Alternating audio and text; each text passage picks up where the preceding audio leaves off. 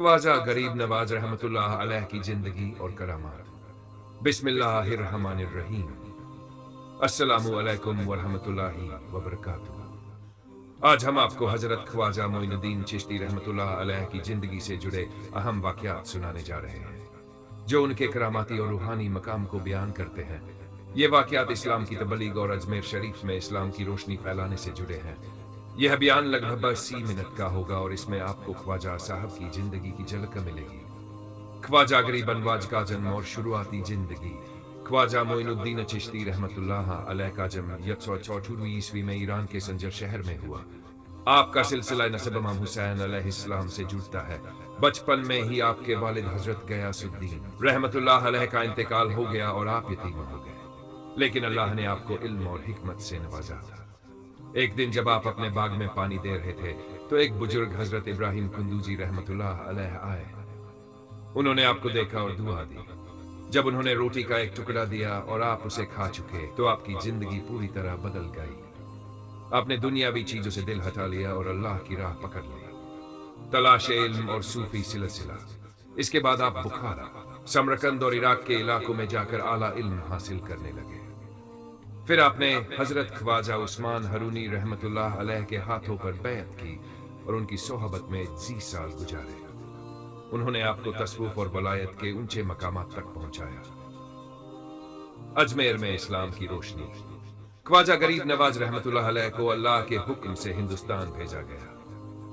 जब अजमेर पहुंचे तो वहां राजा पृथ्वीराज चौहान का राज था। उस वक्त अजमेर के लोग बुत परस्ती में डूबे हुए थे। वहां एक बहुत बड़ा मंदिर था जो राजाओं और रानियों के लिए खास था। मंदिर के साथ एक मशहूर तालाब था जिसका नाम अना सागर था। हिंदू लोग इसे मुक़द्दस मानते थे और इसकी हिफाजत करते थे। जब ख्वाजा साहब वहां पहुंचे तो मंदिर के पुजारियों ने आपको रोकने की कोशिश की, लेकिन आपकी करामत और रूहानी ताकत के आगे वे कुछ ना कर सके। ख्वाजा गरीब नवाज की करामात। अना सागर का पानी सूख जाना। कहा जाता है कि जब ख्वाजा गरीब नवाज रहमतुल्लाह अलैह अजमेर आए तो उन्होंने अपने चाहने वालों से कहा कि इस तालाब का पानी इस्तेमाल करें, लेकिन मंदिर के पुजारियों ने मना कर दिया। ख्वाजा साहब ने अल्लाह से दुआ की और देखते ही देखते तालाब का पानी सूखने लगा। जब लोगों ने माफी मांगी तो ख्वाजा साहब की दुआ से पानी वापस आ गया। इस करामत को देखकर हजारों गैर मुस्लिम मुसलमान हो गए। राजा की हार और इस्लाम का बोलबाला। पृथ्वीराज चौहान ने ख्वाजा साहब को अजमेर से निकालने की कोशिश की, लेकिन उनकी सारी कोशिशें नाकाम रहीं।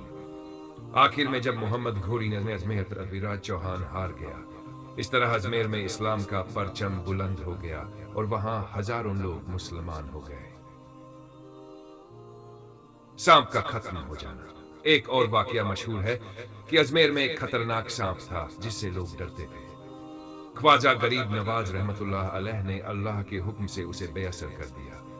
इसके बाद लोग आपकी रूहानी ताकत के कायल हो गए। ख्वाजा गरीब नवाज की तालीम और पैगाम। ख्वाजा मोइनुद्दीन चिश्ती रहमतुल्लाह अलैह ने हमेशा मोहब्बत, इंसानियत और भाईचारे का पैगाम दिया।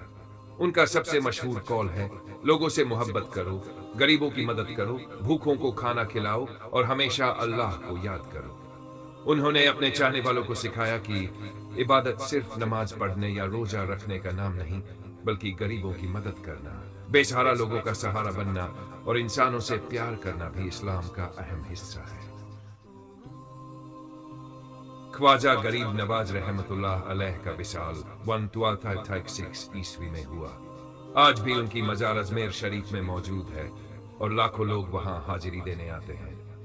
उनकी मजार पर हर साल उर्स मुबारक मनाया जाता है, जिसमें हिंदू मुस्लिम सब शरीक होते हैं।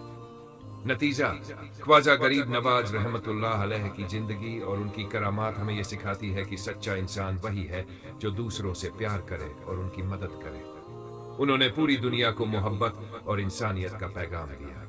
आज भी उनकी तालीम हमारे लिए रहनुमाई का जरिया है। अल्लाह हम सबको उनके बताए रास्ते पर चलने की तौफीक अता फरमाए। आमीन।